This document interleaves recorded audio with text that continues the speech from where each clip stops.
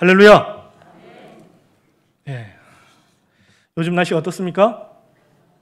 네, 아침 저녁으로 많이 시원해진 것을 느낄 수 있습니다. 예. 우리 옆에 분과 한번 인사해 보겠습니다. 가을이 왔습니다. 예. 좋으십니까? 예, 저도 너무나도 좋습니다.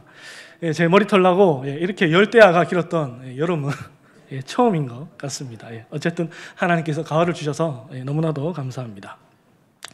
우리는 지난 설교 말씀을 통해서 주님을 영접하는 자와 주님을 영접하지 않는 자에 대한 말씀을 들었습니다.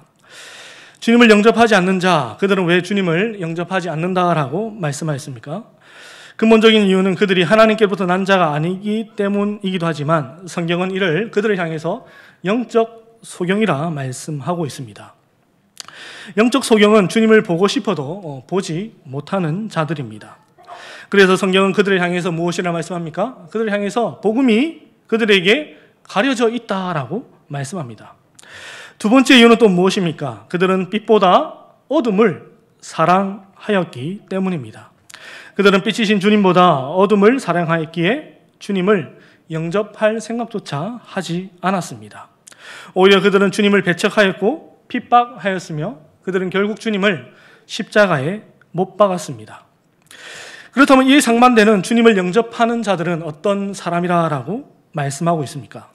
첫째, 그들은 자신의 혈통이나 사람의 뜻으로 나지 않고 오직 하나님께로부터 난 자들이라고 말씀하고 있습니다.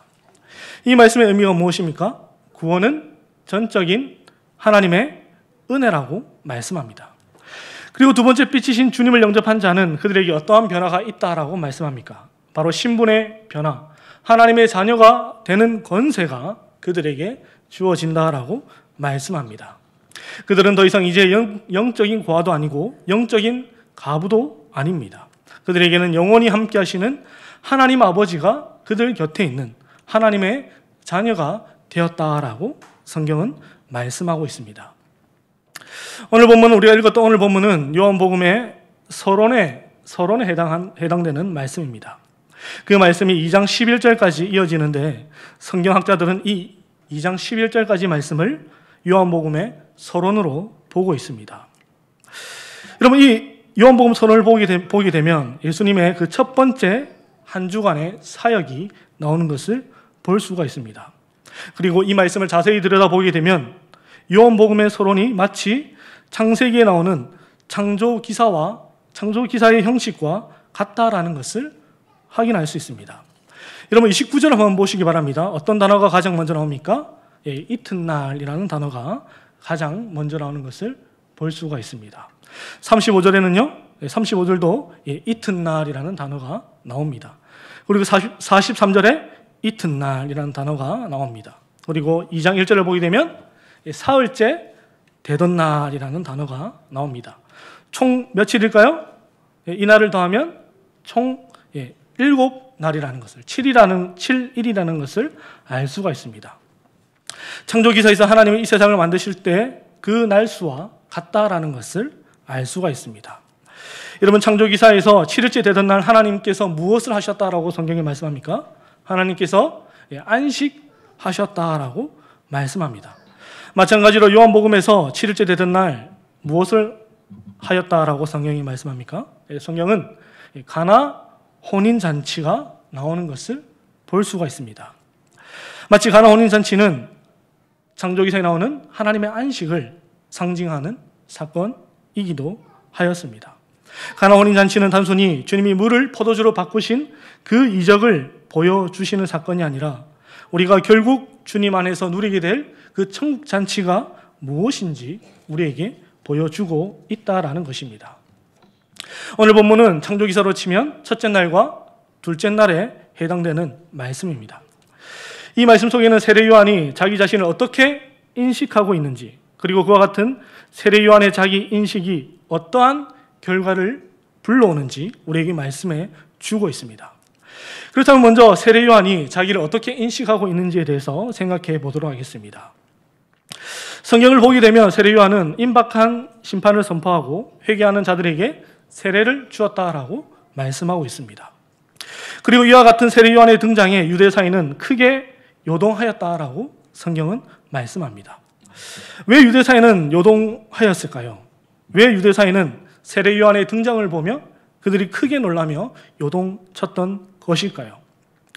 그 이유는 그들의 마음이 순수하지는 않았지만 그들이 그토록 고대하던 메시아가 혹시 세례 요한이 아닌가라는 생각이 들었기 때문입니다.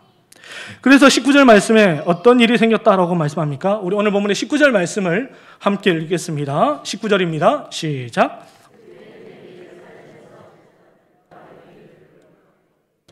네가 누구냐 물을 때에 요한의 증언이 이러하니라.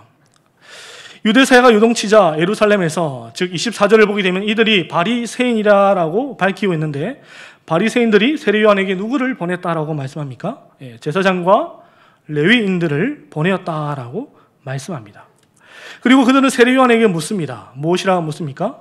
당신은 누구입니까? 여러분, 이 질문의 의도가 무엇이겠습니까? 세례 요한 당신이 바로 우리가 그토록 고대하고 기다리던 그리스도가 맞습니까? 라는 질문입니다.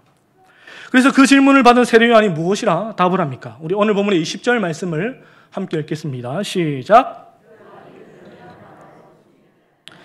드러내야 하는 말이 나는 그리스도가 아니라 한데. 여러분, 세례 요한이 무엇이라 답합니까? 세례 요한은 숨길 것 없이 나는 그리스도가 아니라고 답을 합니다. 그러자 또 제사장과 레위인들이 묻습니다. 무엇이라 묻습니까? 그러면 당신은 엘리야입니까? 왜 그들이 세례 요한을 향해서 당신은 엘리야입니까? 라고 물었을까요?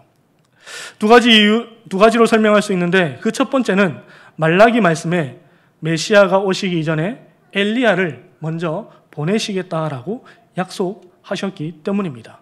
우리 말라기 4장 5절과 6절 말씀을 함께 읽어보겠습니다. 시작.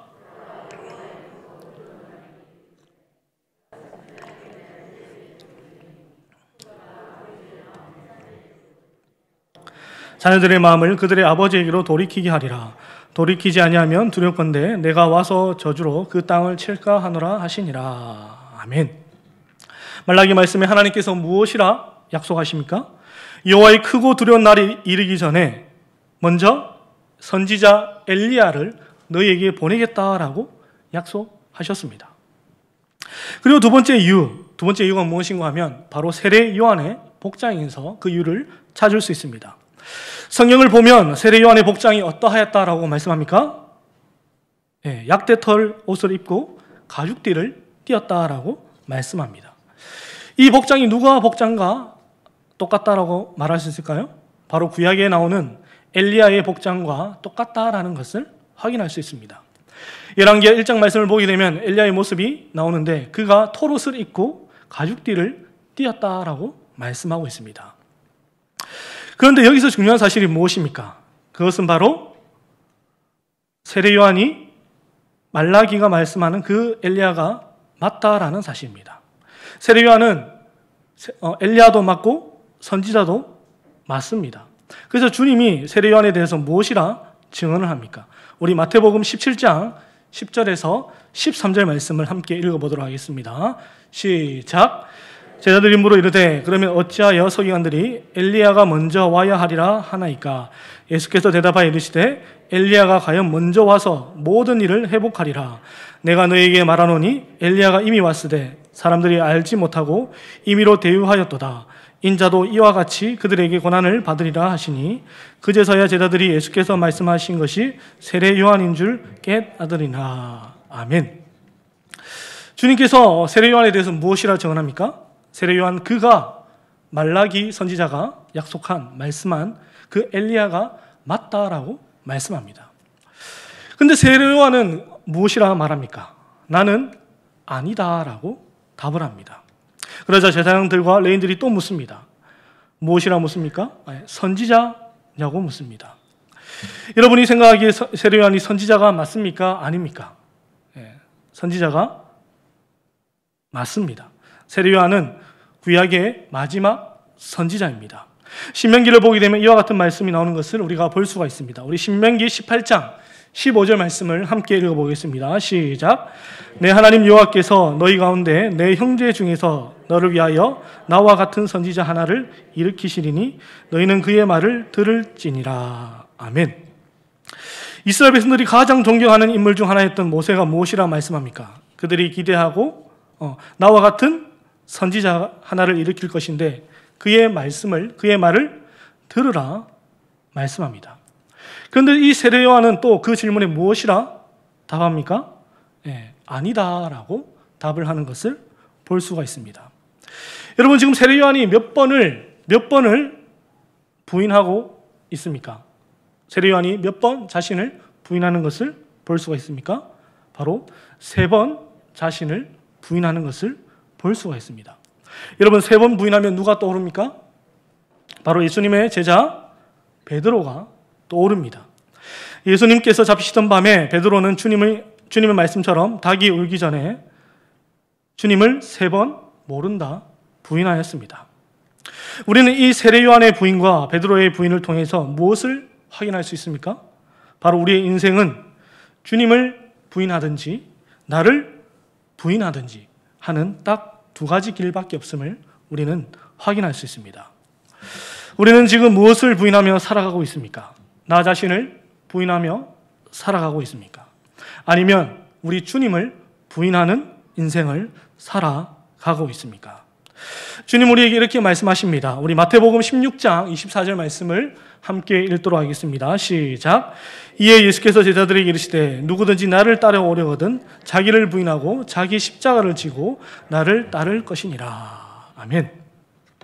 주님께서 누구에게 하신 말씀이라고 말씀합니까? 제자들에게, 일반적인 모든 사람을 향해서 말씀하신 것이 아니라 딱 제자들에게 말씀하셨다라고 성경은 기록합니다.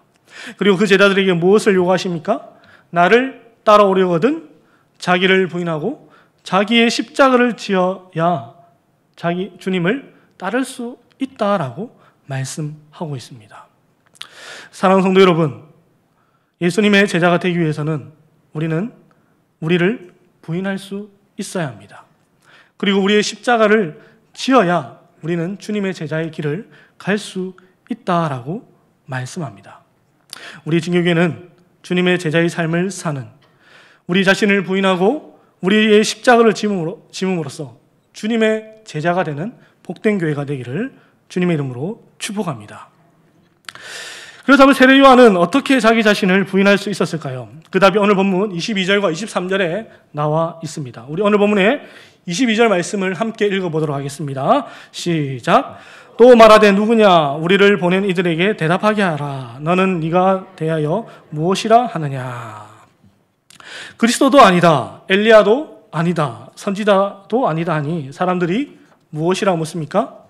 그렇다면 당신이 생각할 때에 당신은 누구로 생각하십니까? 라고 묻습니다. 그래서 세례 요한이 무엇이라 답합니까? 우리 오늘 본문의 23절 말씀을 함께 읽어보겠습니다. 이르되 나는 선지자 이사야의 말과 같이 주의 길을 곧게 하라고 광야에서 외치는 자의 소리로라 하니라. 아멘.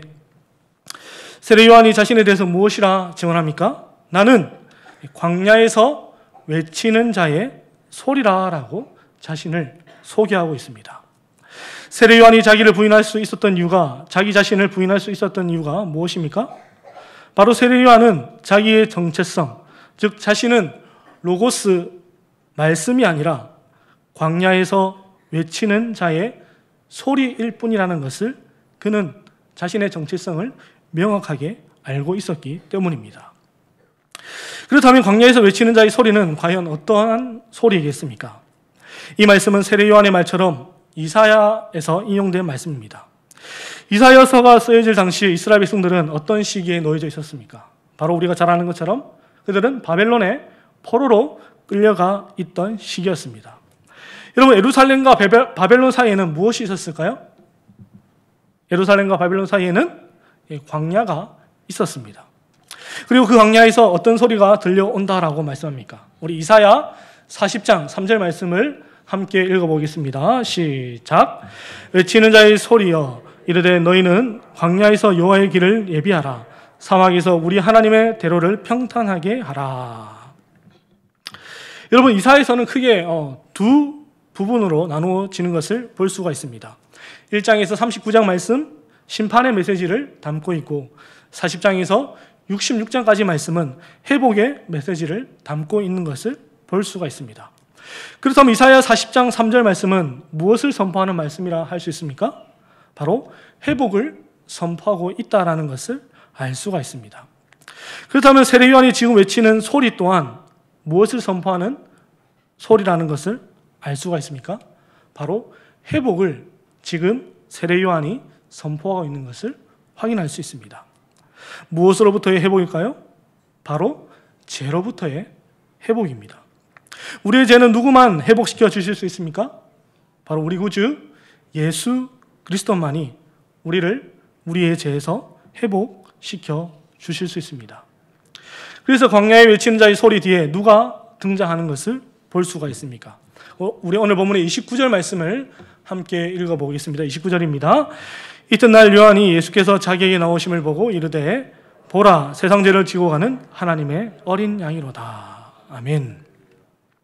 세례 요한이 자기 자신을 부인하고 자신이 소리가 되어 광야에서 외치니 누가 세상에 보이기 시작합니까? 바로 세상 죄를 지고 가는 하나님의 어린 양 예수 그리스도가 이 세상 가운데 드러나는 것을 볼 수가 있습니다. 여러분, 구약을 보게 되면 많은 양들이 등장하는 것을 볼 수가 있습니다. 여러분, 어떤 양들이 등장합니까? 가장 먼저 떠오르는 것은 모리아 산에서 아브라함이 이삭을 바치려고 하였을 때에 하나님께서 예비해 두신 양 바로 여호와 이레가 떠오릅니다. 둘째, 출애굽 당시에 이스라엘 백성들이 마지막 10번째 재앙을 피하기 위해서 문설주에 발랐던 어린 양들의 피가 떠오릅니다. 그리고 이사야 선지자는 이 어린 양에 대해서 이렇게 증언합니다. 우리 이사야 53장 7절 말씀을 함께 읽겠습니다. 시작. 그가 곤욕을 당하여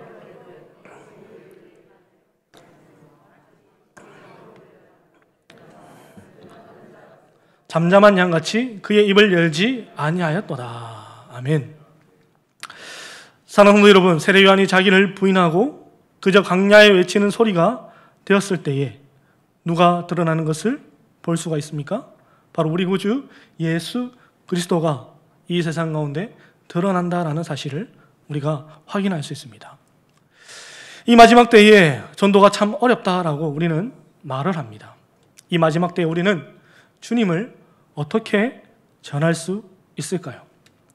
세례 요한이, 오늘 본문에 나타나는 세례 요한이 그 답을 우리에게 던져주고 있습니다. 우리가 우리 자신을 부인할 때에 그저 우리가 그저 광야에 외치는 소리가 되어 이 세상을 살아갈 때에 이 세상은 주님을 볼 수 있다라고 오늘 세례 요한이 우리에게 말씀해 주고 있습니다. 이제 말씀을 맺겠습니다. 한자에는 듣는다라는 뜻을 가진 단어 두 가지가 있습니다. 바로 문과 청이라는 단어입니다.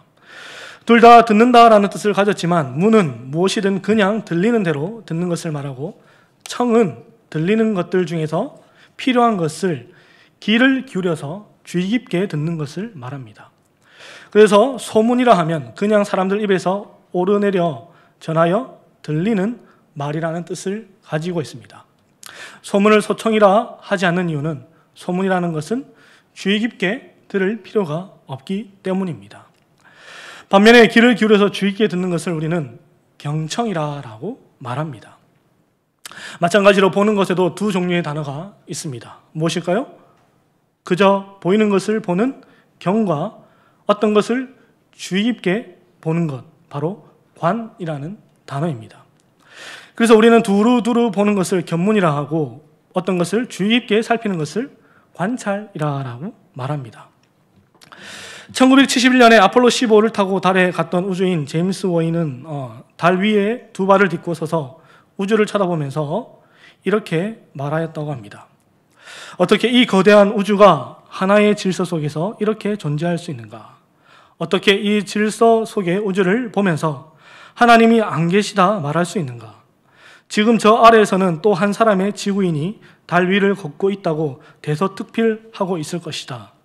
그러나 2000년 전 하나님이신 예수 그리스도께서 지구에 오셔서 지구 위를 걸으셨다라는 것은 이것과는 비교할 수도 없는 엄청난 사건임을 지금 나는 달 위에서 통감하고 있다. 라고 그는 글을 적었음을 볼 수가 있습니다. 제임스 오웬은 달 위에서 하나님을 무엇하였습니까? 하나님을 관하였습니다. 그런데 재미난 사실은 이 제임스 오웬이 그러한 고백을 한 같은 자리에서 소련의 우주인이 그 우주를 보고 이렇게 말하였다고 합니다. 우주를 가로질러 달에 와 보니 그 어디에도 하나님은 없더라 라고 그가 말하였습니다. 그는 단지 달 위에서 무엇하였습니까? 그는 그저 세상을 견하였을 뿐입니다. 가룟 유다는 3년 반 동안 주님과 함께 다녔지만 관해야 될 주님을 견하였고 견해야 할 돈을 관하였기 때문에 그는 주님을 배신하였고 주님을 팔았습니다. 에덴 동산에서 아담은 하나님의 말씀을 청하고 사단의 말을 문하였기에 그는 사단의 말에 귀를 기울여서 죄를 짓고 말았습니다. 어둠에 속한 사람은 하나님을 문하고 하나님을 견합니다. 그러나 빛에 속한 사람들은 하나님을 청하고 하나님을 관하는 자들입니다. 오늘 본문에 나타나는 세례 요한은 우리를 향해서 빛에 속한 사람은 이 세상과 자기 자신을 부인하는 자라고 우리에게 말씀합니다. 오늘 본문을 보게 되면 주의 깊게 보게 되면 오늘 본문에 두 종류의 사람이 등장하는 것을 볼 수 있습니다. 한 종류의 사람은 바로 사람이 보낸 사람들이고 또 한 종류의 사람은 하나님이 보내신 사람입니다. 이 두 종류의 사람의 뚜렷한 차이가 있는 것을 우리가 발견하게 됩니다. 그 차이가 무엇일까요? 사람이 보낸 사람들은 이 세상과 사람들에게 관심이 있고 하나님이 보내신 사람은 오직 예수 그리스도에게만 관심이 있다라는 것입니다. 사랑하는 성도 여러분, 우리는 지금 무엇을 청하며 우리는 무엇을 관하며 살아가고 있습니까? 혹시 우리가 청하고 관하는 것이 이 땅의 것을 청하며 관하며 살아가고 있지는 않습니까? 바로 웃기는 우리 진교회 성도님들은 하나님께 청하고 하나님께 관하는, 그래서 이 마지막 때에 하나님과 동행하면서 하나님의 그 소리가 되어서 이 땅 가운데 하나님을 전하는 복된 교회, 복된 성도가 되시기를 주님의 이름으로 축복합니다. 기도하시겠습니다.